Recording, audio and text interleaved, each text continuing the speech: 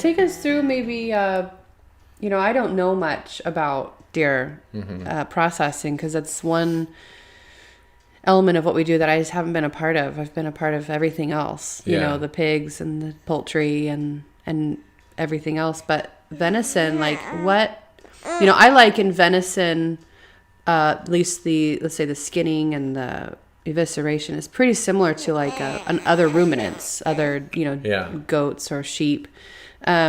But maybe take us through the process of like what someone should do after they've killed, or maybe even when they're thinking about the kill. How can they best, before they get to the butcher shop, or how should they keep the carcass, clean and things like that? What are the most important? Yeah, I mean, the cleanliness is the most decisive issue in determining your yield, the amount of meat you will take home. Okay. And considering how much work it is to go hunting, it's worthwhile to really keep that animal clean. Yeah. Because, I mean, on Vashon, it's not that tough. It's actually kind of ideal on Vashon. I mean, you're 30 minutes from everywhere. Right. Or less. And so it's not a huge long drive to get a deer to a walk-in, to mine. But cleanliness is really the thing. So it's a tricky thing for a butcher to be confronted with a really filthy deer. It's a tricky thing. Yeah. The easy thing and the thing that makes sense in terms of how the butcher spends his time is to be really heavy-handed with the trim. You think about it. I mean, is he really going to scribe around every piece of bloodshot meat, no matter what shape results in the carcass on the cutting block? Is he really going to pick off every single hair?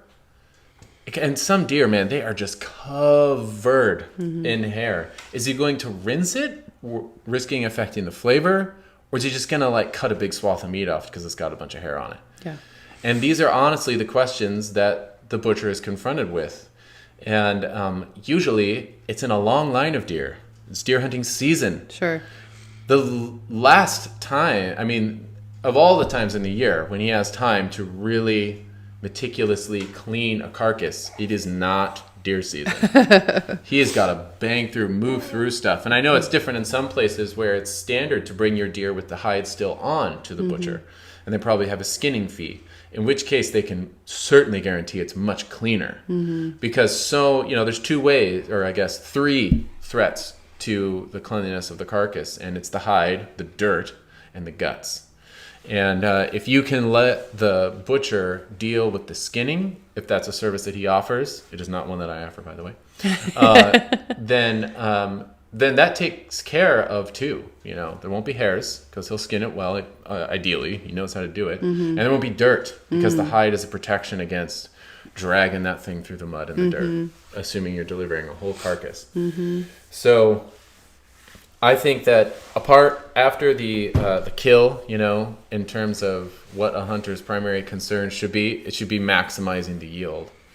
And the surest way to do that is to keep that animal clean, clean.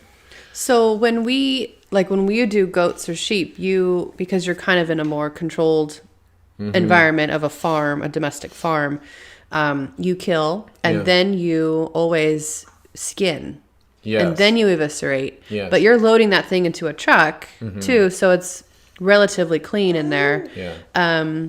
Should people who are in the middle of a forest not skin but take the guts out? Yeah.